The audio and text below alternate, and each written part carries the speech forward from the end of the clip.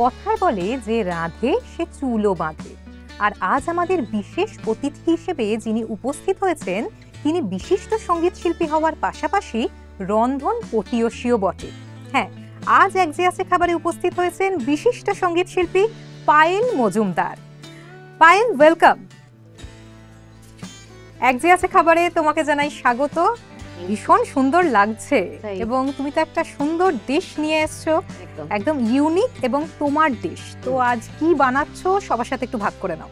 আমি আজকে বানাবো একটা নতুনত্ব রেসিপিটা, যে মাছ তো অনেকে খেতে ভালোবাসে। এটা হচ্ছে ভোলা মাছের দক্ষিণী কারি। একটু জিনিসটা ক্রমশ প্রকাশ্য যে কিভাবে করব, মানে তোমার নিজের একটা ইউনিক রেসিপি, তাই তো? তাহলে শুরু করা যাক। একদম।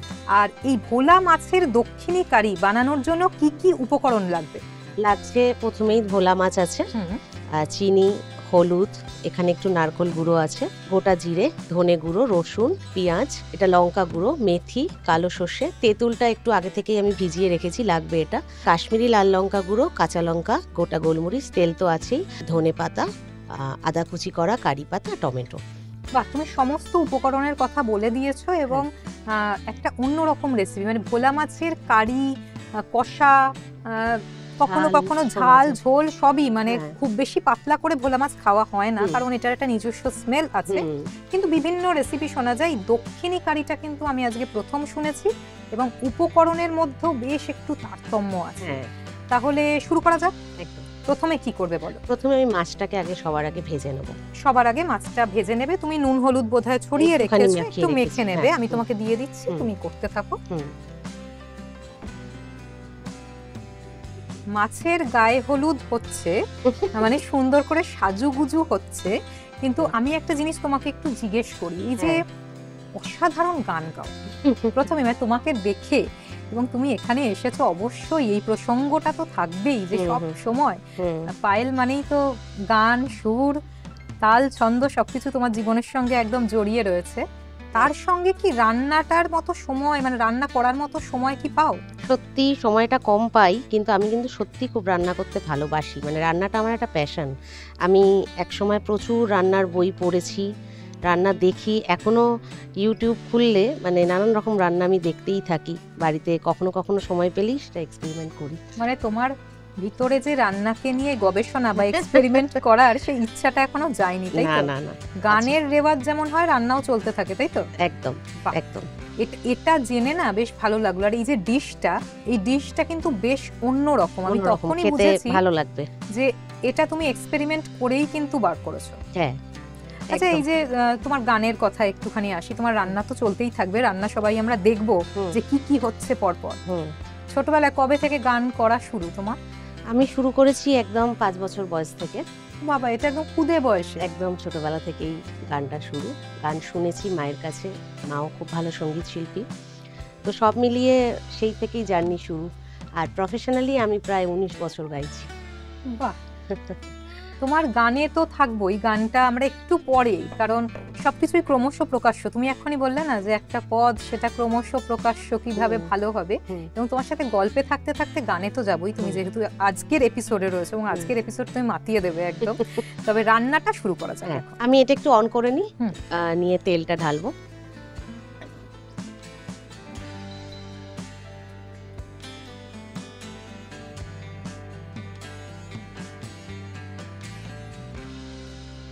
তুমি সরষের তেল ব্যবহার করছো? আমি সরষের তেল ব্যবহার করছি,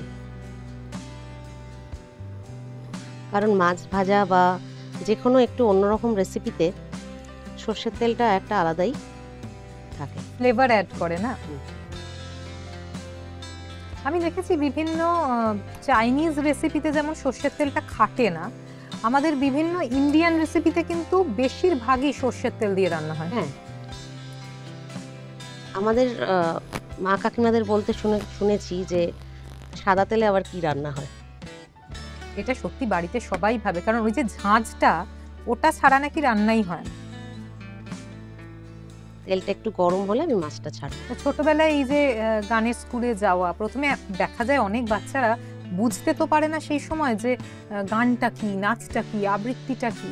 তো প্রথমে বুঝতে পেরেছিলে নাকি না প্রথমে মা প্রথম বলেছিল? থেকেই না, আমাকে কেউ বলেনি, মানে এটা অটোমেটিক্যালি চলে এসেছে যে গানটা ভালোবাসি আমি গাইতে, বা গান শুনছি, বা মা তো প্রোগ্রাম করতেন, তো মায়ের দেখে দেখে আমিও সেই গানগুলো তুলে ফেলতাম। মানে আমি এরকমও হয়েছে যে মায়ের রিহার্সাল, মা শো এর জন্য প্রিপেয়ার হচ্ছে, মায়ের আগে আমি স্নান টান সেরে আমি রেডি হয়ে বসে পড়েছি আগে। গানটা ভালোবেসে করো এবং তার সাথে যেহেতু মনটা একদম রিফ্রেশ থাকে, তুমি রান্নাটার জন্য কিছুটা সময় বা এনার্জি পেয়ে যাও মনে হয়। একদমই তাই।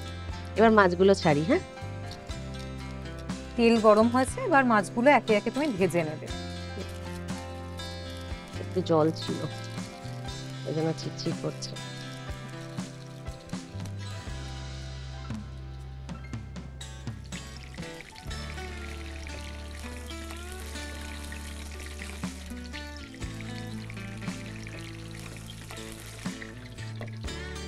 মাছ ভাজতে দিলে একটুখানি ঢাকা দিয়ে দিলে মাছটা ভালো করে ভাজা হলে হুম, এপিট করে নেবো। করা যাবে।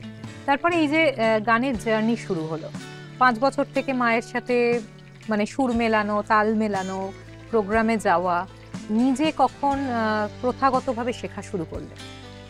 একদম ছোট থেকেই শিখি, এবং মায়ের সাথে যখন স্টেজে যেতাম তখন আমার ইচ্ছে হতো যে আমি কখন স্টেজে গাইবো, কোন প্রচন্ড স্টেজে গাইবো। উৎসুক। প্রচন্ড, মানে সে যে কি ইন্টারেস্ট ছিল আমার প্রোগ্রাম দেখার, প্রোগ্রাম করার, সেটা ওই ছোটবেলা থেকেই শুরু হলো। এবং সেটাই মা বোধহয় বুঝেছিল যে তোর গানের প্রতি ইন্টারেস্ট আছে।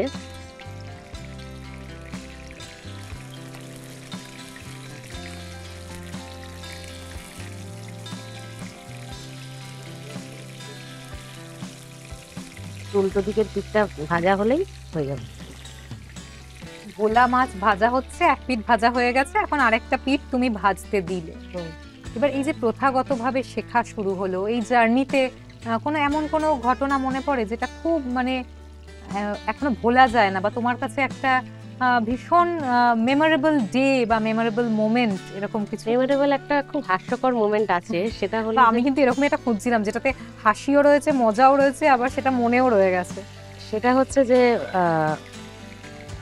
একবার অনুষ্ঠান করতে গেছি, অনুষ্ঠান করতে গিয়ে যেখানে গান গাইছি,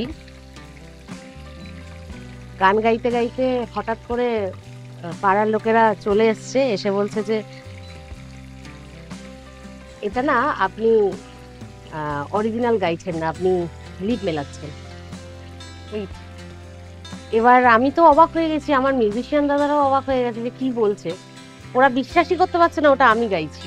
তারপর চারিদিকে প্রোগ্রামের সবকিছু দেখে টেকে তখন বিশ্বাস করেছে যে না, এটা আমি গাইছি। এবং সেই অনুষ্ঠানে যা আমার প্রাপ্য পারিশ্রমিক ছিল তার থেকে ওনারা 5,000 টাকা বেশি দিয়েছিলেন। এইগুলো না জীবনে বড্ড বড় পাওয়া, এটা আমি বলবো এটা বড্ড বড় পাওয়া। একটু মজার ছিল কারণ অনেকে যারা বুঝতে পারেনি এবং যারা ভাবতে পারেনি, মানে চিন্তার বাইরে, চিন্তার অতীত ছিল হয়তো যে তুমি অতটা ভালো পারফর্ম করেছো। আমি তোমার পারফরমেন্স অবশ্যই একদম সামনাসামনি শুনেছি, তো একদমই মনোমুগ্ধকর পারফরমেন্স। আজকে আমরা সেগুলোও শুনবো। রান্নাও যেহেতু হচ্ছে এবং তার সঙ্গে গল্প আড্ডা জমে ক্ষীর হয়ে যাবে আমি জানি, তার সাথে সাথে একটু দেখে নি কতদূর হলো।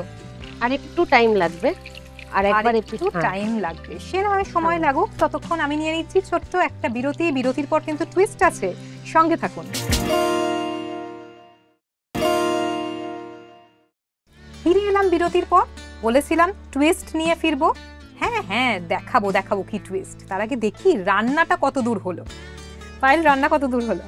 দুটো মাছ তো আমি আগেই ভেজে রেখেছিলাম, এই দুটো মাছ হচ্ছে, জাস্ট তুলবো। আচ্ছা দেখো কত দূর ভাজা হলো। হয়ে গেছে মনে হচ্ছে না? হ্যাঁ, মাছটা আমি একটু লাল লাল করে ভেজে, মানে তুমি একটু কড়া প্রেফার করো, কড়া করে ভেজে। আহা, ভালোও লাগে তাতে না, মাছের যে একটা নিজস্ব গন্ধ থাকে সেটা কিন্তু একটু মানে নিজস্ব, মানে কি বিশেষ করে ভোলা, ভেটকি এই মাছগুলোর একটা একটু তীব্র আষ্টে গন্ধ থাকে, সেটা কেটে যায় একটু কড়া করে ভাজা হয়েছে। বাহ, মাছ ভাজা একদম কমপ্লিট। আমরা এবার পরের প্রসেসে যাব, যে এর পরে তুমি দক্ষিণী কারিটা কিভাবে বানাবে। সবার ফার্স্টে আমি তেলের মধ্যে একটু ফোড়ন দেব কালো সর্ষে। আচ্ছা, ফোড়ন তো দিচ্ছ, সবই তো বুঝলাম, কিন্তু এই যে তোমাকে যখন পেয়েছি তখন কি একটা গান হবে না? গান, হ্যাঁ একটা গান হতেই পারে। আমি জানি তুমি যাকে ভালোবাসো, মানে যার সাথে তোমার আত্মার টান, আমি বলবো আত্মিক টান বলবো, তার সম্পর্কে একটা মজার গল্প বলে সঙ্গে সঙ্গে তোমার গানে ফিরবো। আচ্ছা, এরপর একটু পেঁয়াজটা দিই, পেঁয়াজটা ততক্ষণ ভাজুক, তখন আমি গানটা শোনাচ্ছি। পেঁয়াজ ভাজতে দিয়েছো। আশাজিকে একবার এক সাক্ষাৎকারে জিজ্ঞাসা করা হয়েছিল তিনি গায়িকা না হলে কি হতেন। আশাজি সঙ্গে সঙ্গে উত্তর দিয়েছিলেন তিনি একজন সুদক্ষ রাঁধুনি হতে চাইতেন তাহলে। আর আমার পাশে যিনি দাঁড়িয়ে রয়েছেন তার কিন্তু তারও তাই, আর তার কিন্তু মানে আত্মিক টান হচ্ছে আশাজির সাথে, মানে আশাজি তোমার জীবনের সাথে জড়িয়ে রয়েছেন। আর আমি যতবার তোমার গান শুনেছি ততবারই দেখেছি তুমি বেশিরভাগ গান তো আশাজির গানই গাও, আর তোমার গলায় না চোখ বন্ধ করে শুনলে মনে হয় যেন ওনার গানই শুনছি, মানে উনি গাইছেন। অসাধারণ কমপ্লিমেন্ট পেলাম, থ্যাংক ইউ। তাহলে আশাজিরই একটা গান হোক না। আশাজি আমার প্রচন্ড পছন্দের শিল্পী, যাকে আমি আইডল বলে মনে করি। একদম প্রথম থেকে আশাজির গানই অনেক বেশি শুনতাম। তো তুমি বলছো একটা বাপি লাহিড়ীর সুরে একটা আশাজির গান আমি গাই। ফুল ফুটে ঝরে যায়, গন্ধ তারি ঢেলে, ও ভালোবাসা যায় না তো একবার এলে, লা লা লা লা লা লা লা লা লা লা লা লা লা লা লা লা লা। চারটে অক্ষর ভালোবাসা, তার যাওয়া নেই, আছে শুধু আশা, মন তবু ছাড়ে না তো একবার কাছে তাকে পেলে, আধারে সে দীপ দেয় জেলে, এ ফুল ফুটে ঝরে যায়, গন্ধ তারি ঢেলে। আহা, বললাম না যতবার তোমার গান শুনি একটা অন্য মোহময়তায় আমি আচ্ছন্ন হয়ে যাই। Thank you. আচ্ছা, এরপর আমি একটু শুধু গোটা জিরেটা দিয়ে দেবো। একদম দিয়ে দাও গোটা জিরে। সর্ষে ফোড়নে গেছে, পেঁয়াজ ভাজা হচ্ছে, তার সঙ্গে সাথে সাথে জিরেটা দিলে একটা আলাদা গন্ধ বেরোবে। তার সঙ্গে জিরে দিয়ে দিচ্ছ, গোটা জিরে। ভোলা মাছের দক্ষিণী কারি হচ্ছে, যেটা একদম তোমার ইউনিক রেসিপি। একটু ভাজতে হবে। ভাজা হচ্ছে। এবার তোমার গান একদম মুড বানা দিয়া, এটা তো মানে কোনো সন্দেহই নেই। এবং আমি জানি, আমি না বললেও তুমি এটা জানো যে তুমি যখন গান গাও তখন আমরা সবাই একদম আনন্দে মজে যাই, মেতে যাই। এটাই আমার প্রাপ্তি। আর এবার কিন্তু আমি তোমার মুড বা রিয়াকশনটা একটু চেক করবো। একটা কিন্তু মজার খেলা আছে, কারণ ব্রেকে যাওয়ার আগে আমি আমার দর্শকদের বলেছিলাম যে একটা টুইস্ট নিয়ে ফিরবো। আর এক যে আছে খাবার মানেই কিন্তু নতুন নতুন চমক আর টুইস্ট। আর এই টুইস্টের কথা যখন এসে ভয় করছে নাকি? না, একদমই ভয় করছে না। ফাইনাল ভয় করো না কখনোই। একটা খেলা রয়েছে, একটা মজার গেম, যেটার নাম মুড ম্যাচ। আমরা মুড ম্যাচের নিয়মটা তোমাকে একবার বলে দিই। মুড ম্যাচে আমি তোমাকে একটা প্রশ্ন করব, মানে একটা না একাধিক প্রশ্ন করব, কিন্তু সেটার উত্তর কিন্তু তুমি মুখে দিলে হবে না বা বলে দিলে হবে না, তোমাকে অভিনয় করে বা রিয়াকশনে বা মুডে দেখাতে হবে। এটাই হচ্ছে মুড ম্যাচ। কত কিছু করতে হয় না, গায়িকা, রাঁধুনি, এখন আবার এক যে আছে খাবারে এসে অভিনেত্রীও হতে হচ্ছে। চলো তাহলে মুড ম্যাচের প্রথম কোয়েশ্চেনে যাই। তোমার আজকের মুড ম্যাচের প্রথম প্রশ্ন, এক যে আছে খাবারে এসে তোমার কেমন লাগছে? বেশ। প্রথম যেদিন তোমার গান রেকর্ড হলো সেদিন তোমার এক্সপ্রেশন কেমন ছিল?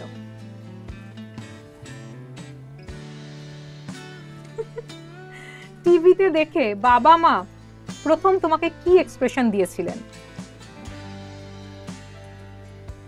বাহ, পায়েল কিন্তু বেশ সুন্দর করে প্রথমে বললো না যে আমি ভয় পাবো না। সত্যি ভয় পেলেই তো ঘেঁটে যেতে পারে। তার প্রত্যেকটা রিয়াকশন কিন্তু একটার থেকে আলাদা, মানে একটার থেকে অপরটা বেশ আলাদা রকম ছিল, বেশ মজার। তিনটে রিয়াকশনই যেহেতু পজিটিভ রিয়াকশন, অনেকের কি হয় পজিটিভ রিয়াকশন দিতে গিয়ে তিনটে একরকম হয়ে যায়। তুমি বেশ মজা করে কিন্তু দিলে, দারুণ লাগলো খেলে। Thank you. এখন আবার রান্নায় চলে গেলাম। পেঁয়াজটা দেখো একটু লাল লাল হয়ে গেছে, যেটা আমরা বলি একটু ব্রাউন কালার হয়ে যায় আর কি। তারপর একটু কাঁচা লঙ্কা ছড়িয়ে দেবো। কাঁচা লঙ্কা কুচি দিচ্ছ। হুম।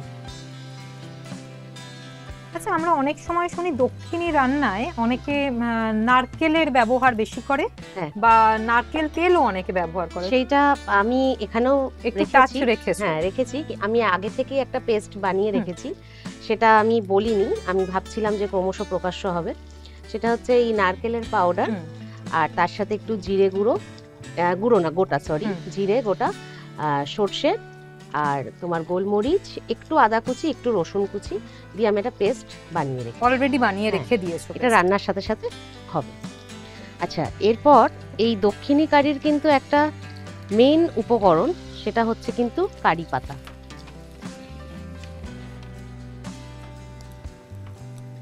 কারি পাতা ওপরে একটু ছড়িয়ে দেবো।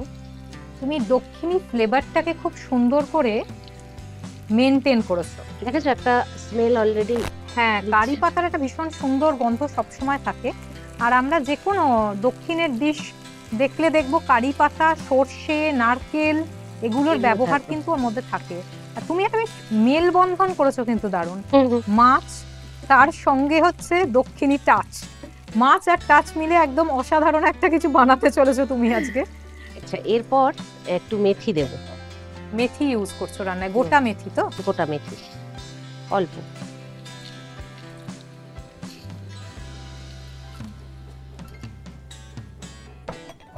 ডিশটা একদম অন্যরকম, কারণ মাছের সঙ্গে না এইরকম ডিশ আমি আগে খাইনি সত্যি বলতে গেলে। আচ্ছা, এরপর একটু টমেটো কুচি দেবো। আগে থেকেই কুচিয়ে রেখেছিলাম, আদা কুচি, টমেটো কুচি, ধনেপাতা কুচি সব কুচানো ছিল। টমেটো কুচি দিয়ে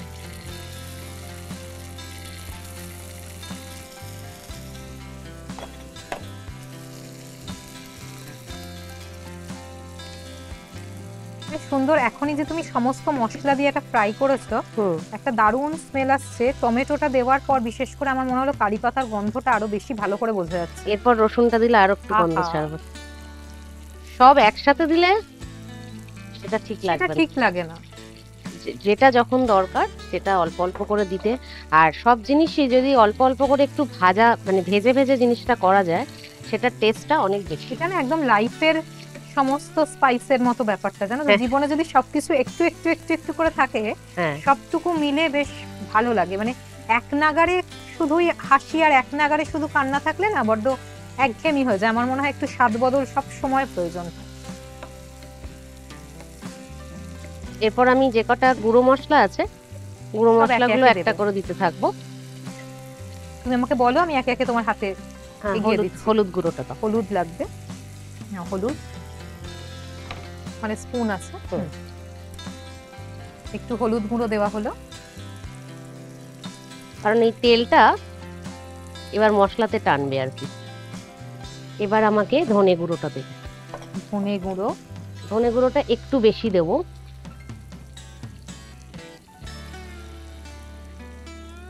এরপর দেবে দু রকম লঙ্কা, মানে শুকনো লঙ্কা ঝালের জন্য, একটা রঙের জন্য। আচ্ছা, আমি দিলাম প্রথমে শুকনো লঙ্কার গুঁড়ো, যেটা ঝালের জন্য ব্যবহার হয়। এটা যে যার পরিমাণ মতো, মানে স্বাদ অনুসারে। আমি আবার একটু ঝাল ঝাল পছন্দ করি। তুমি একটু বেশি দাও ঝাল। এরপর কাশ্মীরি লঙ্কার গুঁড়ো, এটা কালারটা হবে, এটা রঙের জন্য ব্যবহার করি।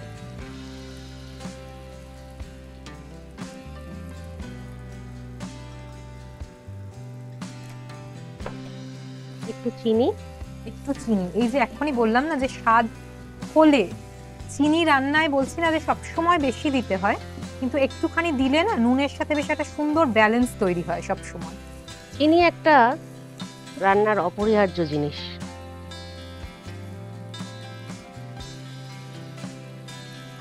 অল্প একটু চিনি দিলে তুমি, আর পেঁয়াজের এবং মশলার মধ্যে একটু চিনি দিলে না কালারটাও খুব ভালো আসে, একটু লাল লাল কালার আসে।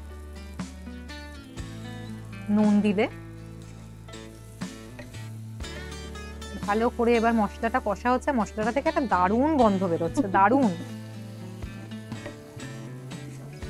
এবার আমি ওই তেঁতুলটা ভিজিয়ে রেখেছিলাম প্রায় 20 মিনিট। তেঁতুলটাকে জলে ভিজিয়ে রেখেছি, 20 মিনিট মতো লাগে, তাহলে তেঁতুলটা পুরো মানে একদম মিশে যায় জলের মধ্যে। এটা কি এখন ওর মধ্যে দেবে তুমি? হ্যাঁ, একটুখানি ভাজা হোক। মশলা থেকে যখন তেলটা ছাড়তে শুরু করবে তখনই ভাজাটা হয়ে গেছে বোঝা যায়।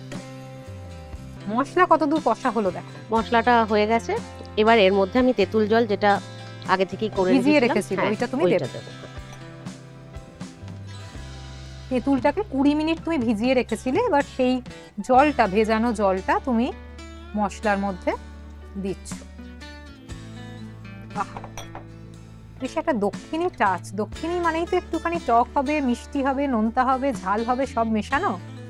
এরপর আমি ওই যেটা পেস্ট করে রেখেছিলাম, তোমার নারকেল ইউনিক paste, রান্নার ইউনিক পেস্ট, সেই পেস্টটা পুরো দিয়ে দেবো। এর মধ্যে নারকোল ছাড়াও রয়েছে কি কি আরেকবার তুমি বলে দাও। রসুন রয়েছে, আদা রয়েছে, নারকেল রয়েছে, গোটা গোলমরিচ, গোটা গোলমরিচ রয়েছে, গোটা সর্ষে জিরে, রয়েছে, গোটা কালো সর্ষে, সবকিছু রয়েছে। হ্যাঁ। আর মিক্সিং এর টাইমে একটু নুন দিয়ে দিলে তাহলে আর তেতো হবে না। বা একটা টিপসও তুমি দিয়ে দিলে যে যেহেতু সর্ষেটা দিয়েছো, হ্যাঁ, একটু নুন দিলে আর তেতো হবে না। নুন আর রসুন কুচি, কোনোদিন সর্ষে তেতো হবে না। তুমি যে রান্নায় সুদক্ষ সেটা বোঝা গেল। প্রত্যেকটা স্টেপ সুন্দর করে মেনটেন করলে এবং তার সঙ্গে একটা ছোট্ট মিষ্টি টিপসও দিয়ে দিতে সবাইকে। দেখো, নারকেলটা দেওয়ার সাথে সাথে কালারটা অসাধারণ। একটা হোয়াইট গ্রেভি হয়ে গেল। এরপরে আমি ভাজা মাছগুলো এর মধ্যে দিয়ে দেবো। তুমি সুন্দর করে কড়া করে মাছগুলোকে ভেজে রেখেছো, এবার এক এক করে তুমি গ্রেভির মধ্যে মাছটা দিয়ে দেবে। একদম চটজলদি একটা ভীষণ সুন্দর রান্না। হ্যাঁ, এটা কিন্তু এটাই আমি বলতে যাচ্ছিলাম, একদম টাইম লাগবে না, তাড়াতাড়ি করে হয়ে যাবে।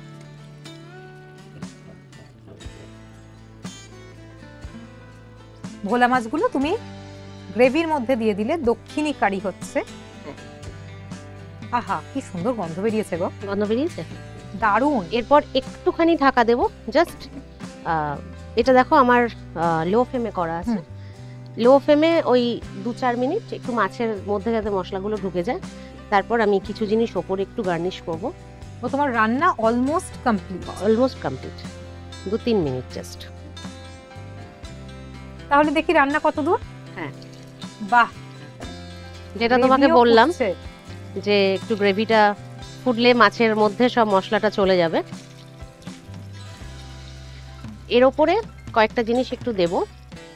সাজুগুজু হবে নাকি? হ্যাঁ, একটু আদা কুচি দিয়ে দিলে যখন মুখে পড়বে ফ্লেভারটা খুব ভালো লাগে। খুব ভালো লাগবে। একটু সরু করে কাটা আদা হ্যাঁ। কুচি দিয়ে দিচ্ছ। একটু ধনেপাতা দেবো। অল্প একটু ধনেপাতা কুচি দিলে। ধনেপাতা দিলেই তো আহা, দারুণ একটা মানে অন্যরকম না, টেস্টটা একটু অন্যরকম হয়ে যায়। আমার মনে হয় সব রান্নার পরে না ফ্লেভারটাই চেঞ্জ হয়ে যায় ধনেপাতা দিলে। রান্না আমার একদমই কমপ্লিট। তাহলে তোমাকে আমি সার্ভিং বোলটা দিয়ে দিই। হ্যাঁ, রান্না অলমোস্ট ডান, মানে ডানই, একদমই হয়েই গেছে। তুমি জাস্ট সার্ভ করবে আর তারপরে তো চেখে দেখার পালা। আমার তো আর তর্স হইছে না। দেখো আর কিরম করেছি।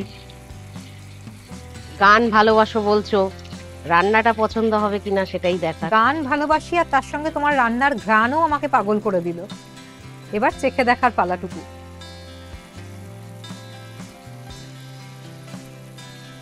ভোলা মাছের দক্ষিণী কারি একদম রেডি। আমি নিয়ে নিচ্ছি ছোট্ট একটা বিরতি। বিরতির পর ফিরে আসছি, কিন্তু কথা মতো ফিরছি আরো একটা চমক নিয়ে, তাই কোথাও যাবেন না।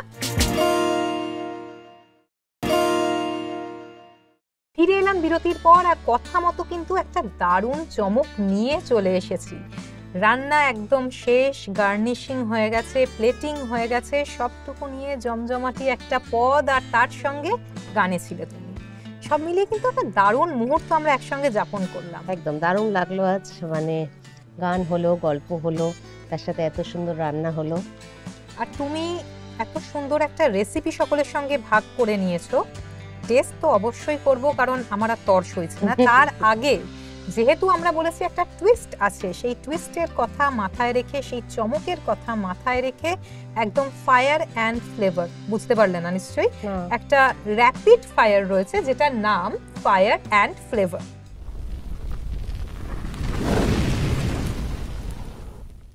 তাহলে যাই, টেনশন হচ্ছে নাকি? Rapid fire. একটু একটু একটু একটু ঠিক আছে, দেখা যাক না কি হয়। র্যাপিড ফায়ার মানে তুমি কিন্তু বেশি ভাবার সময় পাবে না। আচ্ছা। গান নাকি রান্না? গান। টক নাকি ঝাল? ঝাল। কখনো কাউকে খাবার খাইয়ে আই লাভ ইউ শুনেছো? শুনেছি। বেশ, কে জানতে পারি? জানা যাবে না ওই জন্য কিন্তু হাসলি। পছন্দের খাবার কি? মাটন। বাহ। খাবার খাইয়ে কখনো গিফট পেয়েছো? পেয়েছি। কার কাছ থেকে? এটা হাজবেন্ড। বাহ, র্যাপিড ফায়ারে একদম মানে 10-এ 10 তুমি, মানে রান্নায়ও আমি দেখেই বলতে পারি যে একদম তুমি ছক্কা হাঁকিয়েছো। আর র্যাপিড ফায়ারে তো প্রত্যেকটা মানে বুদ্ধিমতী বলে যা হয়, সুন্দরী, বুদ্ধিমতী, গায়িকা, তার সঙ্গে রন্ধন পটিয়সী, মানে কোনো কিছু বাকি নেই, সবটুকু একদম কলকলাপূর্ণ। যাক, এখন তাহলে একটু চেখে দেখার পালা। তুমি আর আমার সঙ্গে একদম একসাথে দুজনে টেস্ট করব। আচ্ছা বেশ। তোমার ভোলা মাছের দক্ষিণী কারি। উপরে দেখো খুব সুন্দর করে না, তুমি লাস্টে যে টুইস্টটা দিলে, গার্নিশিংটা আদার কুচি, এটা কিন্তু ভীষণ সুন্দরভাবে। ওই দেখো, ও কিন্তু নিজে আগে রান্না করে আগে নিজে খেয়ে ফেলেছে, মানে বেশিক্ষণ ও খাওয়া যাবে কিনা সেটা সইতে পারলো না। প্রত্যেকটা ফ্লেভার আলাদা আলাদা করে বোঝা যাচ্ছে। মানে তুমি একটু তেঁতুল দিয়েছো, তাতে নারকেল রয়েছে, সর্ষে রয়েছে, নুন, মিষ্টি, টমেটোর ফ্লেভারটাও আলাদা করে বোঝা যাচ্ছে। আর সবচেয়ে যেটা ভালো, যেটা ও সব শেষে করলো, ও উপর দিয়ে খুব সুন্দর করে ছোট্ট ছোট্ট করে আদা কুচি করে দিয়ে দিয়েছিল। করলে ভালো লাগবে। অসাধারণ লাগছে। আমার মনে হয় দক্ষিণী কারি আমরা অনেক কিছু খেয়েছি, আজকে ভোলা মাছের খেলাম, এবং মাছের দক্ষিণী কারি এত সুন্দর হতে পারে। এবং প্রত্যেকটা জিনিস, কারি পাতা থেকে আরম্ভ করে নারকেল, সর্ষে, প্রত্যেকটা প্রপোর্শন, এবং যেটা সবচেয়ে বেশি ব্যালেন্স করার জন্য দেয়, একটুখানি চিনি দিয়েছিল, নুন রয়েছে, সব মিলিয়ে একদম জমজমাটি একটা ডিশ। আর কারি পাতা, ও কিন্তু ভালো করে মনে করিয়ে দিল যে কারি পাতা মানে দক্ষিণী ডিশে কিন্তু কারি পাতা মাস্ট। এক জিয়াসে খাবারে এলে এত সুন্দর একটা পদ সবাইকে শেয়ার করলে, মানে সবার সাথে শেয়ার করলে, আর তার সঙ্গে অনেক গল্প হলো, আড্ডা হলো, গান হলো, এবং তোমার জীবনের মজার মজার অনেক কথা আমরা জানতে পারলাম। সব কিছুর জন্য অনেক অনেক ধন্যবাদ। আর খালি হাতে কি করে যেতে দিই বলো, একদম একটা এমন মেমোরি যেটা সারা জীবন তোমার সাথে থাকবে। তার জন্য তোমার জন্য রয়েছে ওয়ানের পক্ষ থেকে এবং এক যে আছে খাবারের পক্ষ থেকে দারুণ সুন্দর একটা সার্টিফিকেট। Thank you. এখনো শেষ হয়নি, এবার গিফট দেওয়ার পালা। একটু ভালো করে হেসে দাও, গিফট আসছে তো। তোমার জন্য রয়েছে অসাধারণ একটা গিফট এক যে আছে খাবারের পক্ষ থেকে। Thank you. আজকের মতো বিদায় নেওয়ার পালা, তবে কথা দিচ্ছি খুব তাড়াতাড়ি ফিরবো নতুন অতিথি নিয়ে, নতুন রেসিপি নিয়ে। ততক্ষণ সুস্থ থাকুন, ভালো থাকুন, আর ওয়ানে থাকুন।